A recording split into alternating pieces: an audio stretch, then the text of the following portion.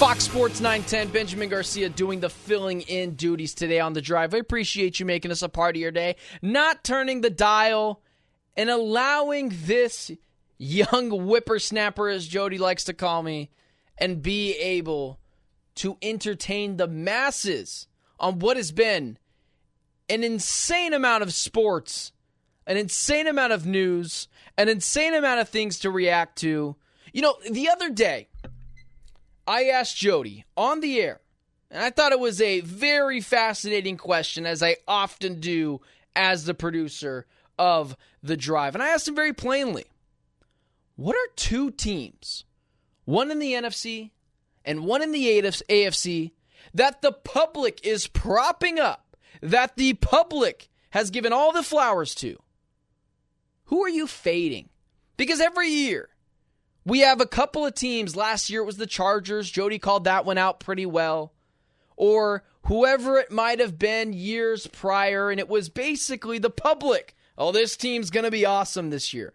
Everything is sunshine and rainbows.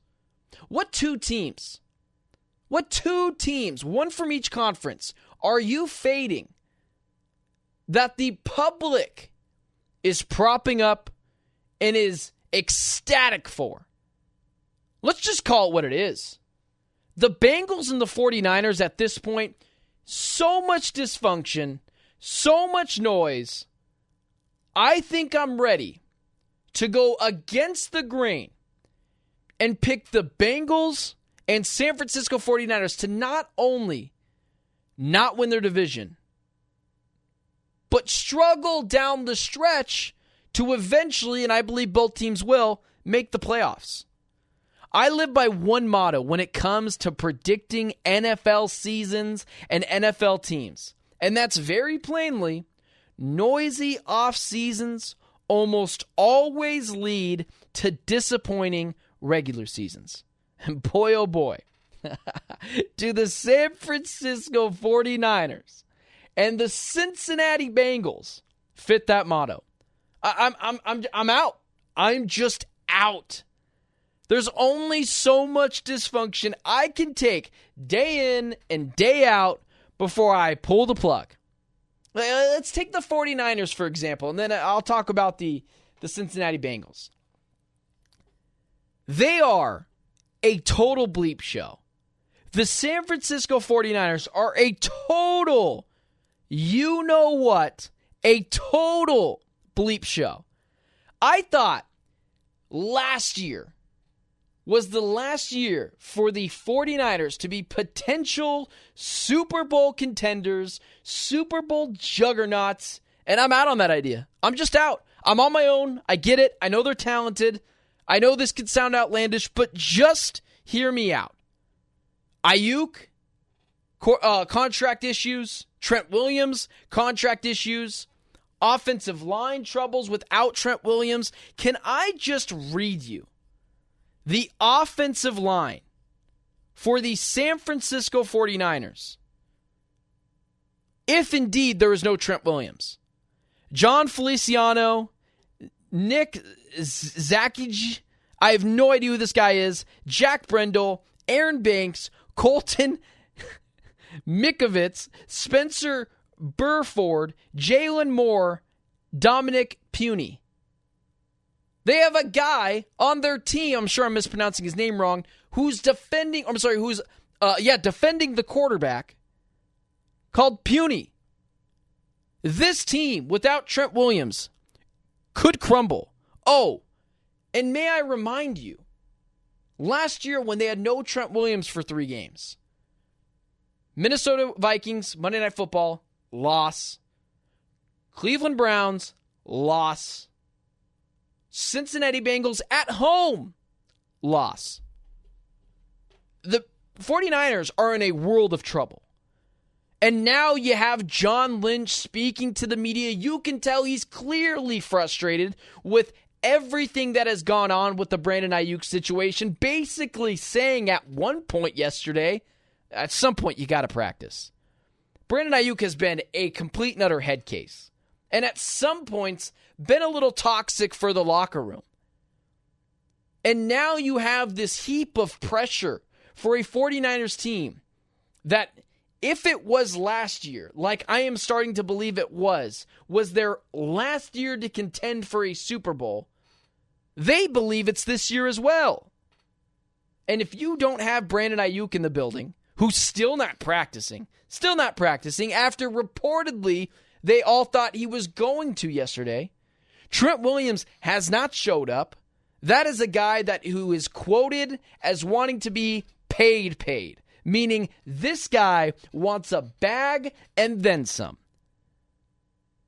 John Lynch understands that the looming Brock Purdy contract is hindering over the 49ers' heads.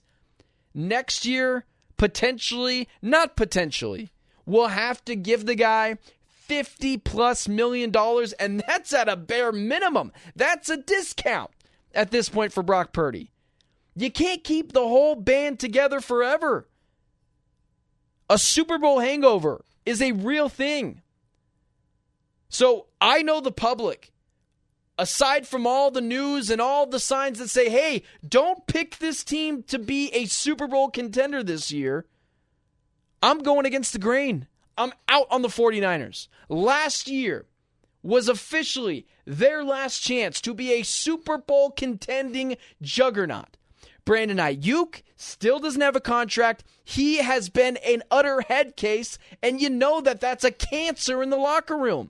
Trent Williams needs a contract. Deebo Samuel is posting him on his story on Instagram.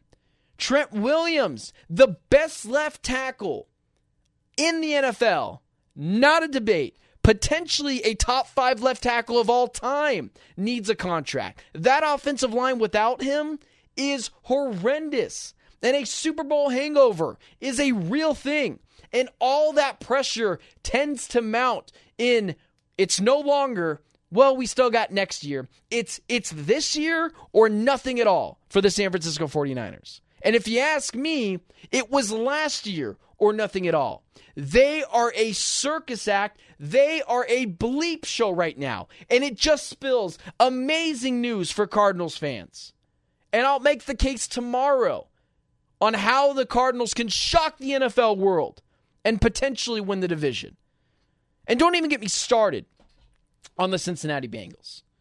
T. Higgins wants a new contract. Nope, you're not getting that, buddy. Jamar Chase is holding out 2 years before he's expected to get a contract extension. He still has this year, and he still has his 5th-year option, which the Bengals will absolutely pick up. Oh, and this is Joe Burrow's first full training camp. His first full training camp with the Cincinnati Bengals. And he doesn't have Jamar Chase there. He's got T. Higgins there. That's a new OC. Remember, Brian Callahan is with the Tennessee Titans now. That defense is missing a lot of players that they used to have in personnel-wise. Guys like Jesse Bates come to mind, and so on and so forth. It's not as elite as it used to be. Brian Callahan felt like the straw that stirred everything together. Jamar Chase is not there to get the familiarity with the offense. Oh, and if Joe Burrow has one more season-ending injury, believe it or not, we're talking about the Cincinnati Bengals having a severe quarterback issue and the potential to have to start searching around on what the next quarterback of the Cincinnati Bengals can be.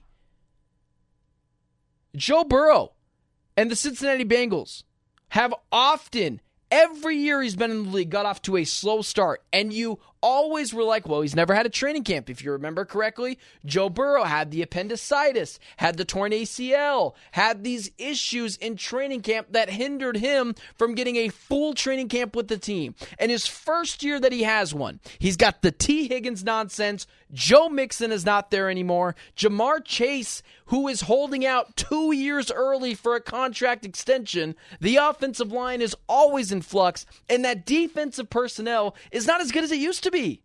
It's just not. If I'm in Cincinnati, I'm kind of hitting the panic button a little bit. It's an issue. It's a severe issue. And everyone is buying into the Tennessee Titans stock. I'm not there just yet. But Brian Callahan, who a lot of people believe was the straw that stirred the drink on the Cincinnati Bengals and not the head coach. And he, that being Brian Callahan, is in Tennessee. He's nowhere to be found in Cincinnati. So while the public is propping up the San Francisco 49ers and all that talent that they have, and they do have a lot of talent, but the Cincinnati Bengals as well, all that talent, although some of it is not there right now, similar to the San Francisco 49ers, all these contract disputes, noisy off seasons almost always lead to disappointing regular seasons. And two teams fit that mold, the San Francisco 49ers and the Cincinnati Bengals.